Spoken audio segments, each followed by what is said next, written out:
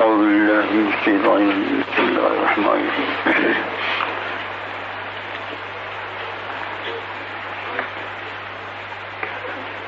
إن الله وملائكته يصلون على النبي يا أيها الذين آمنوا صلوا عليه وسلموا تسليما اللهم صل على سيدنا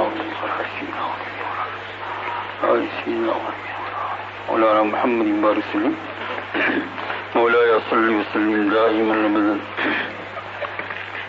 على حبيبك خير الخلق كلهم هو الحبيب الذي ترجى شفاعته لكل حول من الأهوال مقصير حدثنا محمد بن بشار حدثنا عبد الرحمن حدثنا سفيان عن محمد بن المنكدر عن جابر رضي الله تعالى عنه قال جاءني رسول الله صلى الله عليه وسلم ليس براكب بغل ولا بالزمان.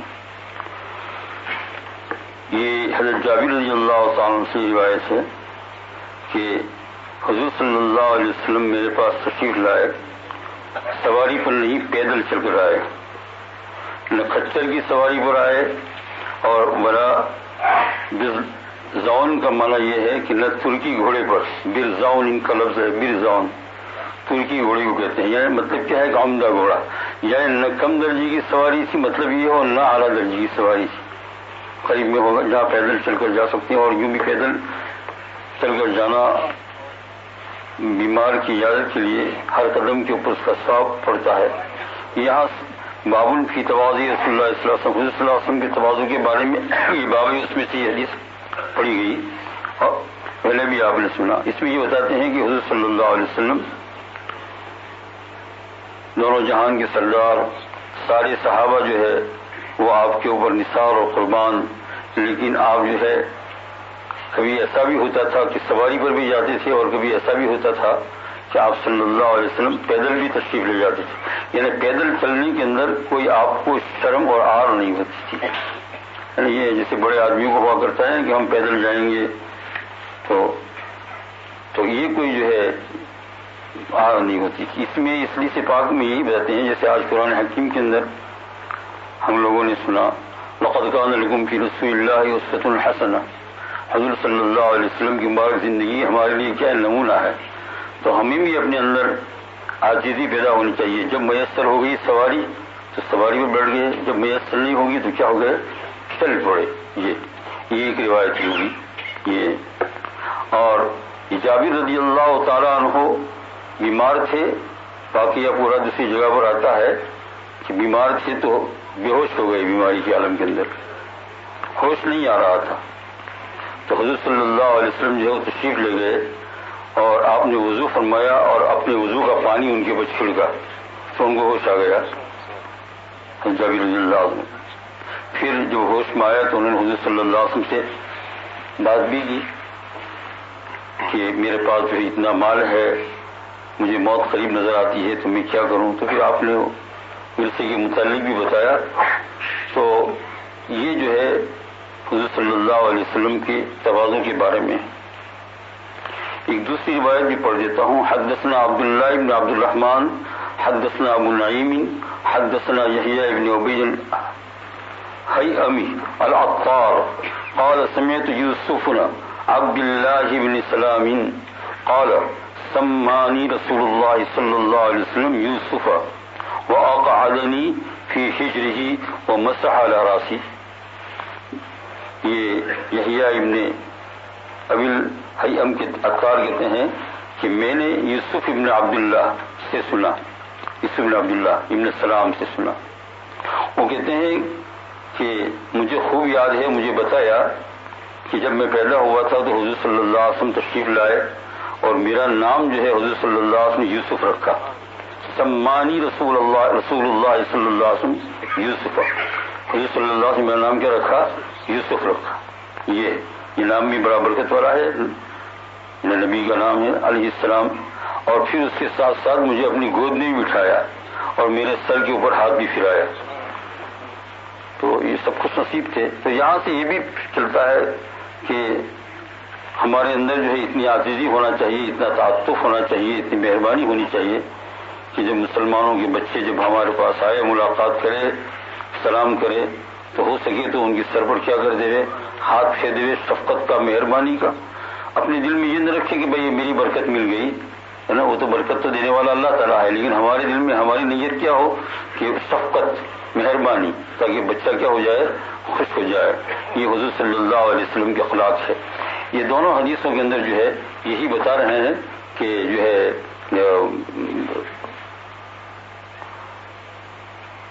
آدمی کو جو ہے اپنی ذات کے اندر رسول پاک صلی اللہ علیہ وسلم کا اسوہ حسنہ اختیار کرتے ہوئے تکبر نہیں پیدا ہونا چاہیے. آج بھی تکبر کے بارے میں جو ہے آیتیں کئی گزری. سورہ لقمان کے اندر جو ہے ایک رکوع پڑھا, وَلَقَدْ آتَيْنَا لُقْمَانَ الْحِكْمَةَ, سنا تو ہوگا نا, تراویح میں سو نہیں جاؤ. ایسا نہیں کہ سو وقت آ گئے اور پھر جو ہے سجدے کے اندر جو ہے وہ تھوڑا سا آرام کر لو, ایسا نہیں. کیلولا تو نہیں کرتے سجدے میں, سجدہ کیلولا کرنے کی جگہ نہیں ہے, سمجھے نا. سجدے میں بیدار رہو انشاءاللہ. کوئی کچھ نہیں ہے اس کے متعلق آیا ہے, اگر اس طریقے سے پڑھو گے تھوڑا خیال رکھ کر تو سارے گناہوں کی کفارے کے لیے تو یہی کافی ہے. میں آپ کو سچ کہتا ہوں اللہ تعالیٰ کا بڑا مہربانی ہے کہ اللہ جل شانہ نے رمضان مبارک کیا ہے, ایک جنت کا خزانہ دیا ہے. آدمی کو کہیں نہ کہیں کہیں نہ کہیں کہیں نہ کہیں کچھ نہ کچھ مل جائے. کتنی چیزیں اس میں رکھی ہے. اسی لیے تو کہتے ہیں کہ اس میں جو آدمی جنت سے محروم رہے گا, لیکن انشاءاللہ محروم رہے گا نہیں. محروم وہی رہے گا جس نے بالکل اس کو رمضان ہی نہیں سمجھا. ایسا انشاءاللہ کوئی مسلمان ملے گا نہیں, اور کوئی ملے تو بھی اس کے لیے دعا کر دو, اس کو نصیحت کر دو, ہے نا. شروع دن سے لے کر آخر اور پھر ہر رات میں کئی چیزیں, آپ کوئی بھی چیز مل گئی. اب یہ تراویح کے متعلق آتا ہے من قام ایمانا واحتسابا غفر له ما تقدم من ذنبه. جو آدمی اخلاص کے ساتھ اللہ کے لیے یہ تراویح کے لیے کھڑا ہوا, من قام ایمانا واحتسابا, احتساب منے اپنے دل سے, تو اللہ جل شانہ اس کی سارے گناہ معاف فرما دیں گے. سحری کے وقت 2 رکعت اگر آپ کو موقع مل گیا تو میں نہیں کہتا ہوں کہ آپ 2 ہی پڑھو. جو لوگ 12 پڑھتے ہیں, زیادہ پڑھتے ہیں, وہ تو پڑھنے والے ہی ہیں. ان کو تو یہ گزارش کروں گا کہ وہ ہمارے لیے دعا کرے, ان کو تو یہ گزارش کروں گا. لیکن کوئی کمزور اور سست ہو تو صرف کیا کرے 2 رکعت, اور 2 رکعت کی سجدہ سفیجی 4 ہوتے ہیں, آپ جانتے ہیں. اور تمہارے سر کے سامنے کیا ہوتا ہے معلوم ہے؟ تمہارے سر کے سامنے اگر نظر آئے تو اللہ کے 2 ہاتھ ہوتے ہیں. اللہ اکبر, اللہ اکبر, سمجھے؟ تمہارے سر کے سامنے کیا ہوتے ہیں؟ کوئی مانگ نہیں رہا, مانگ تو رہا ہے, لیکن کیا مانگ رہا ہے کہ تیری زبان سے مانگ رہا ہوں کہ تو کہہ دے کہ میری بخشش کر دے, میں نے دے دیا. اللہ اکبر, نظر آ رہا ہے. یہ تو ہر روز کا بولے. رمضان میں اس کی بہت ہی اہمیت ہے, کوئی بھی خالی نہیں جاتا. اسی لیے غافل ہو کر مت سو جاؤ, سحری کرو. بعض لوگوں کا طریقہ ہے سحری نہیں کرتے ہیں, یہ بہت بڑی دولت سے محروم رہتے ہیں. چاہے تو پانی پی لو, چاہے کھجور کھا لو, تھوڑا مطلب کھانا پیٹ بھرنا مقصد نہیں ہے, جو بھی آپ کو کھانا ہوگا, لیکن کیا کرے سحری, اس میں جو ہے برکت ہے. ان اللہ و ملائکتہ یصلون, اللہ اور اس کے فرشتے رحمت بھیجتے ہیں سحری کرنے والوں پر. تو میں نے کہا سحری کے وقت اگر 2 رکعت پڑھیں گے تو کتنے سجدے ہوں گے؟ 4. اور ہمارے سجدے کے سامنے کیا ہوگا؟ اللہ کا ہاتھ. اللہ کا ہاتھ جو ہے ہماری ہاتھ کی طرح نہیں ہے, وہ تو آپ بارہا سن چکے, جو بھی اس کی شان ہو, لیکن ہمارے سر کے سامنے کیا ہے کہ سجدے میں تو پڑا ہے تو کہہ دے اللہ مغفر لی, یہ اللہ میری مغفرت کر دے. تو کہا تو لے کر تو آیا ہوں نا مغفرت.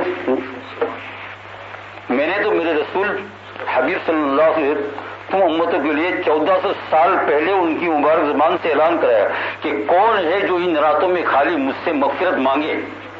میں نے لمبی لمبی نمازیں نہیں مانگی, میں نے اونچے اونچے اولیاء کو نہیں کہا, بلکہ میں نے امت کے گنہگاروں کو خاص کر کے, ہے نا, کیونکہ ان کی تو بخشش ہو ہی گئی ہے, ان کی تو بخشش. بھائی آپ سمجھتے ہیں نقطہ, بعض لوگ جو ہے کہ ان کا انتقال ہوتا ہے, کتنے بزرگان دین اولیاء کرام, آپ ہندوستان میں جاؤ گے تو جگہ جگہ پر اولیاء کرام کی قبر آپ کو ملے گی. کہیں اجمیر جاؤ گے تو خواجہ معین الدین چشتی اجمیر رحمۃ اللہ علیہ ہے, کلیر جاؤ تو پیران پیر کلیر رحمۃ اللہ علیہ ہے, ادھر شیخ سر ہندی ہے. یہ نہیں ہزاروں ہیں اولیاء, اور دوسرے تو ایسے جن کو لوگ خبر بھی نہیں ہے. اب وہ ہندوستان میں رہے اور ہندوستان میں انتقال ہوا ان کا, اور وہ جمعہ کو بھی نہیں مرے، رمضان میں بھی انتقال نہیں ہوا. سن رہے صوفی جی کو اللہ تعالیٰ سمجھا دیتے سر، وہ جمعہ کو بھی نہیں انتقال ہوا، وہ سجدے میں بھی نہیں انتقال نہیں ہوا ان کا، حرم میں بھی نہیں، عمرے میں بھی نہیں. ایک عام بات ہوتا ہے سر اتوار پیر، یہ سب اللہ جل شانہ کو پیدا کیے ہوئے، اور ایک کو اللہ جل شانہ کہیں رمضان میں موت دے دیتا ہے تو کیا کہتا ہے کہ میرا بندہ یہ بڑا گنہگار ہے، اس کے لیے اس کی ضرورت ہے، اور وہ تو کمایا ہوا ہے. سمجھے؟ ارے دیکھو تو سر میرے تو وہ تو کمایا ہوا ہے. کون؟ خواجہ معین الدین چشتی تو کمایا ہوا ہے، تو ہیرو ہے، وہ تو کنگ ہے آخرت کی. وہ تو تم لوگوں میں لاکھوں کو لے کر جائیں گے. تو ان کو جمعہ وغیرہ کیا، کہا کہ ٹھیک ہے. ارے بھائی جب تمہارے دروازے پر کوئی بہت بڑا آتا ہے تو آپ اس کو جو ہے کچھ 5 پاؤنڈ ہدیہ دیں گے؟ نہیں دیں گے، بلکہ اس کے سامنے ادب سے بیٹھیں گے، ہے نا. لیکن اگر کوئی ایسا آ گیا کہ جو بیچارہ مفلس ہے تو آپ جیب میں ہاتھ ڈال کر کیا کریں گے؟ 5. تو یہ اللہ تعالیٰ نے رمضان دیا، یہ 5 پاؤنڈ دیا. کیونکہ مجد الحسانی، شیخ سرہندی، عبد القادر جیلانی، محبوب رحمانی، قطب عالم شیخ عبد القادر جیلانی، اور وہ جو ہے مکہ مکرمہ میں نہیں، مدینہ منورہ میں نہیں، ہے نا، بلکہ جب وہ مکہ مکرمہ تشریف لے گئے تو حرم کے سامنے، کعبہ کے سامنے اس وقت یہ پتھر نہیں تھے، ریت تھی ساری. کیا تھی؟ ریت. اور یہ تو میں نے بھی دیکھا ہے، پتھر تو دیکھے لیکن تھوڑے سے تھے. 50 سال قبل کی بات کرتا ہوں، جب جوانی کے اندر پہلا حج کیا تو اس وقت کیا تھا، میں سمجھتا ہوں کہ 5-10 صفحے، مجھے یقین معلوم ہے 5-10 صفحے آیا کرتی تھی پتھر پر، باقی سب کیا تھا. ہم خود ریٹ میں بیٹھے، ایک بزرگ کے ساتھ میں کتنی دیر تک ریٹ میں بیٹھا تو بزرگ مجھے کہہ رہے تھے، میں جوان، وہ بزرگ تھے، مجھے کہہ رہے ہیں منفا بھر کے دیا، کہا لے اس کو سب ختم کرو، پڑھو سبحان اللہ سبحان اللہ.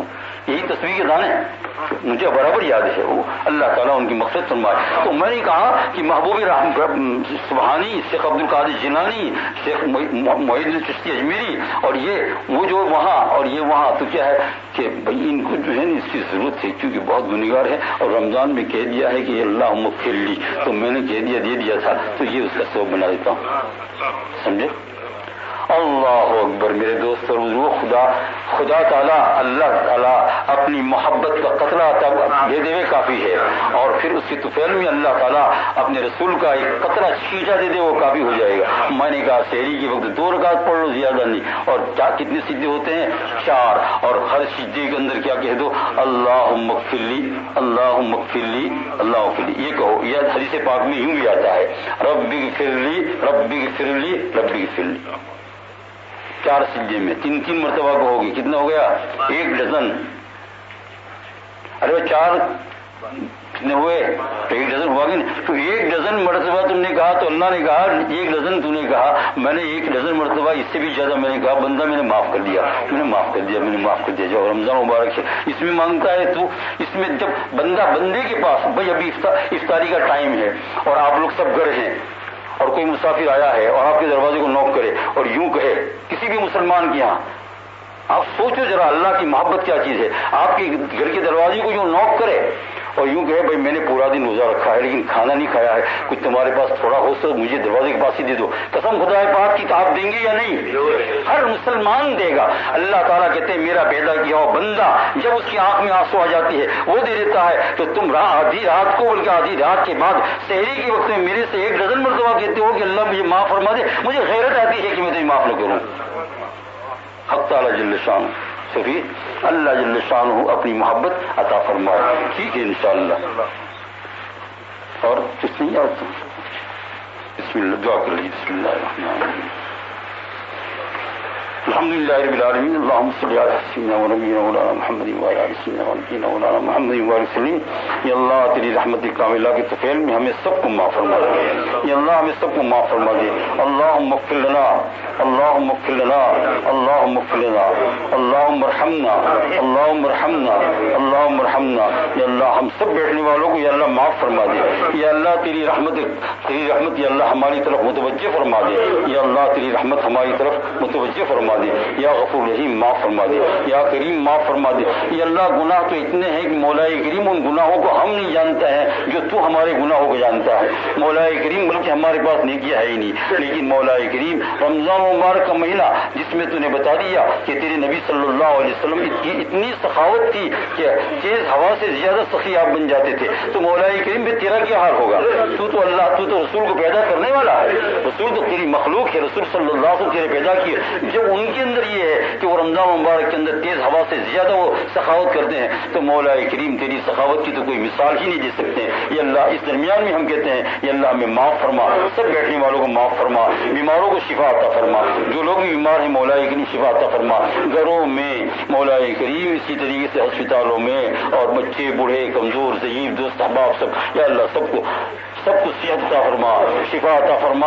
یہاں بیٹھے ہوئے لوگوں میں خصوصاً مولا کریم بدن کی کسی بھی حصے میں یا اللہ کوئی بیماری ہو، کسی کو آنکھ کی بیماری ہو، کسی کو زبان میں بیماری ہو، کسی کو کان کی بیماری ہو، کسی کو پیٹ کی بیماری ہو، کسی کو گردے یا اللہ کنی کی بیماری ہو، کسی کو کمر کی بیماری ہو، کسی کو چلنے کی گھٹنوں کی بیماری ہو، ہڈیوں کے درد کی، مولا کریم یا ارحم الراحمین یا اللہ تو علام الغیوب ہے، یہ چند چیزیں تو ہم نے اپنی عاجزی ظاہر کرنے کے لیے تیرے سامنے بیان کی، ورنہ ایسا نہیں کہ تو نہیں جانتا ہے۔ اللہ ہم سب بیماروں کو شفا کاملہ اجر عطا فرما دے یا کریم، شفا کاملہ اجر عطا فرما دے یا ارحم الراحمین، محض آپ کے فضل و کرم سے اللہ شفا کاملہ اجر عطا فرما دے یا کریم، تیری محبت عطا فرما، تیری محبت عطا فرما، اللہ محبت سے کام بن جائے گا، اللہ تیری محبت آئے گی تو اسی محبت کے جذبے میں تجھ سے مانگیں گے تو تو بھی محبت کے ساتھ ہمیں دے دے گا، مولا کریم یا ارحم الراحمین تیری محبت عطا فرما، تیرے رسول کی محبت عطا فرما یا اللہ، جو ماں باپ پریشان ہے اپنے بیٹے بیٹیوں کی شادیوں کے بارے میں مولا کریم ان کی پریشانی کو دور فرما، کاروباری لائن میں جو لوگ پریشان ہو ان کی پریشانی کو دور فرما،